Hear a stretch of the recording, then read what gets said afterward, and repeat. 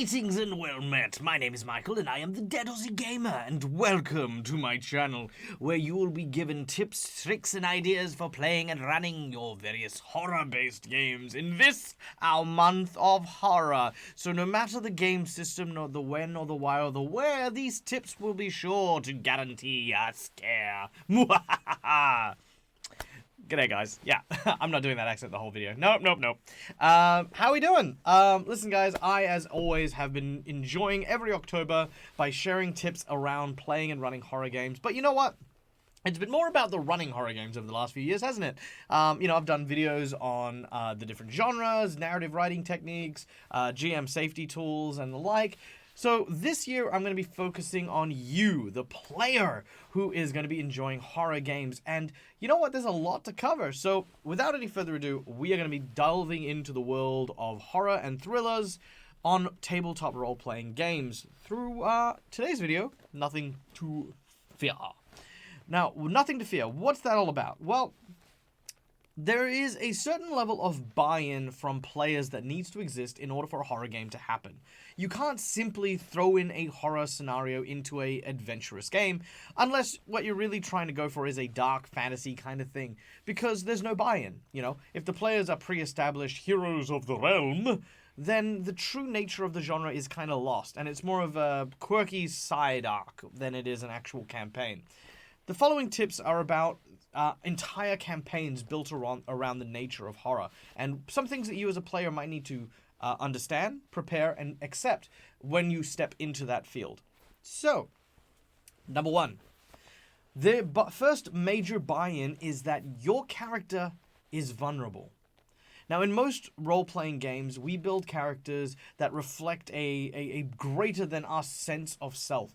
Whether that's a character who is able of casting magics, or a Starfleet pilot, or whatever it happens to be, it is a realm of imagination where we are, of course, the champions of the story that's being told.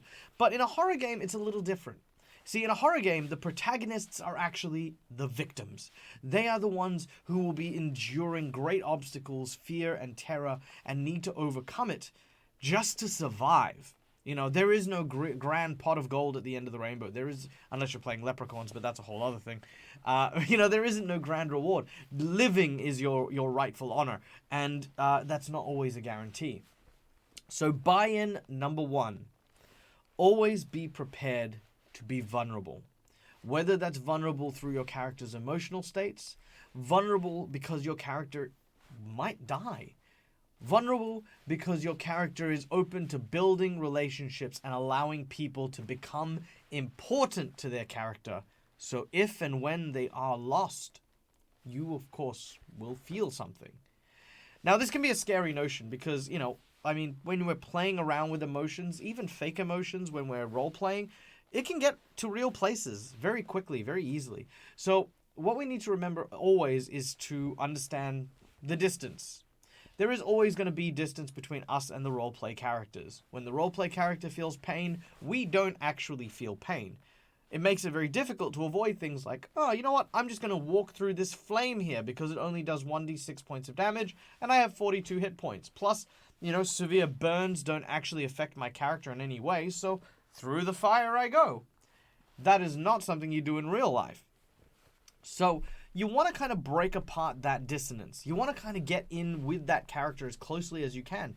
Don't put yourself at risk. Have your character value their own life. And that is that first fear buy-in. The idea that your character wants to live. That basic sense of survival. The second buy-in comes from it comes from the notion that you are willing to feel fear. You're willing to feel fear. Now, fear is a complex emotion with tons of different ways to react to it. Some people, they shudder and they quake in their boots. Some people are paralyzed. Some people get, big and tough and brave. Other people make jokes. No matter what the scenario is, every single reaction to a fear scenario should be treated in-game through the character's eyes.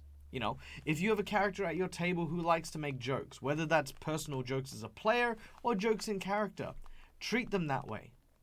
Humor is actually a defense mechanism for fear. It actually breaks the tension, which for a GM can, on the surface, seem like that player's not taking this game seriously or he's ruining the game for everyone else. But what it actually is it is a great opportunity for you as players to realize that this guy is dealing with some stuff. They're really afraid. They're just expressing it in their own way.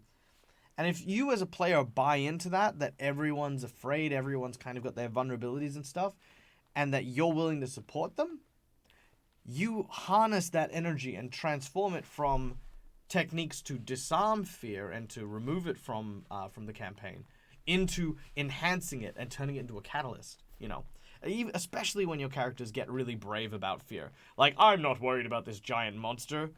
It's okay, man. Look, I'm scared too, but I'm not scared. You're scared. Well, then why are you yelling? You can have some awesome moments there if you know where to kind of dig around. So that's buy-in number 2.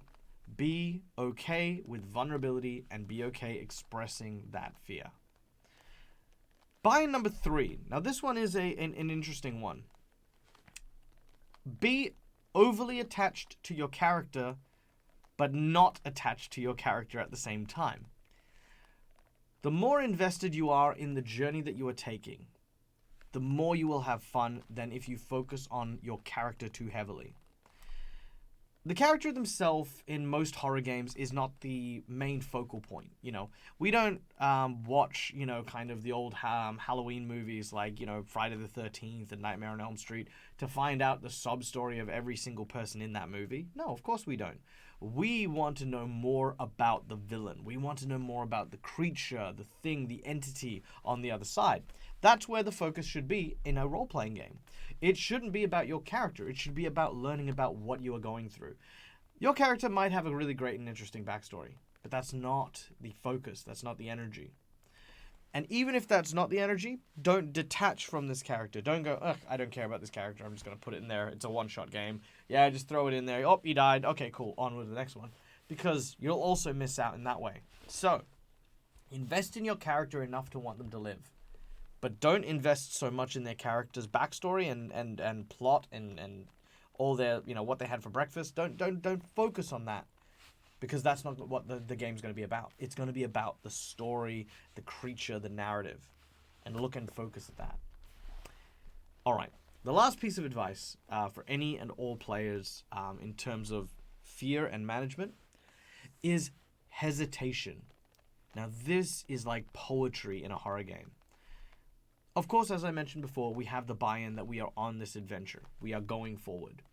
But hesitation is one of the most powerful tools in your arsenal because I guarantee you try this, it'll excite your GM. They'll get so engrossed that whatever happens next it'll be fantastic. And that is taking a moment to consider your actions before going through with them anyway. To acknowledge this is a bad idea. Or to say, maybe we shouldn't do this, but to still get pulled along. All of those moments where you've got a chance to go to salvation but choose not to. These are fantastic moments. These are fantastic things. And I highly encourage you, if you ever get the opportunity to, hesitate. Absolutely hesitate. If you're in combat, don't be afraid to do it either. I know I'm going to have a lot of combat-orientated players look at me like, what? Don't do anything on your turn. Freeze. Have a moment. My character stands shocked, his mouth agape and his eyes wide, sweat dripping from his face. He can't think, he can't feel, his body just goes numb. End of my turn. Oh no! And suddenly, again, that vulnerability comes back through. And you create this really cool drama. So that is in a nutshell where I would put my last thing. So, going through those again. Number 1. Your first buy-in is that as a horror game, you must always remember that the narrative does not involve you being a hero. It involves you as part of a group going along on a story. The second is vulnerability. Don't be afraid to be vulnerable and to feel that sense of weakness. Fear. Number 3, don't be afraid to feel it. Don't be afraid to express it. Don't be afraid to talk about it. It is the elephant in the room. Enjoy it. And lastly, always remember that hesitation and taking those little pauses and those little moments will always enhance what's going on around you. Thank you so much, everyone, for listening. I hope you guys enjoyed this video. It has been a while, and there will be more to come, of course. But before I head out, I'm going to be promoting something, and I'm not promoting it because I'm being sponsored by it. Actually, I'm promoting it because it's got 9 hours left to go. So as of this stream, which I'm putting out immediately, go check out this Kickstarter. Go keep an eye on it. It is done by the same amazing people that do the Humblewood stuff and all of that. Yeah, I'm just gonna quickly flick over to this. So bear with me for just a moment as we go here. Hiya! All right. Come one, come all to Heckna's! It's the metaverse's greatest carnival! Fun for the whole party. Oh, no, I won't say it. Entertaining games! It's safe now! Heckna! Heckna! It's the most happyish place of them all! Heckna is a campaign setting for 5th edition. Inspired by horror movies of the 1980s, players will traverse the gruesome yet goofy carnival world of the Revelia. Designed for characters levels 1 to 10, Heckna features an original cast of vibrant characters and strange new sights. From spooks to spoofs, create infinite adventures featuring our unique card mechanic-based system. Bring Heckna into your home and enjoy the carnival forever. Welcome to Heckna's, where we're always smiling. Back the Kickstarter today. All right. Okay, sorry, I kind of coughed in the middle of that. But anyway, yes, no, this looks absolutely amazing. And if you are interested in horror campaigns, I highly recommend go get it now. Get it now. You can do it. Come on. Yes, no, this is going to be absolutely amazing, absolutely incredible. And if you really, really want to delve into a horror campaign in a horror setting, what better place to start than in a spooky carnival? So link to that will be in the description below. Thank you again for everyone to come and join us. My name is Michael. Again, I am the Dead Aussie Gamer. You can find me here. You can find me on Twitch. You can find me all the places you can see below. Until next time, game hard or die trying. Bye, everyone.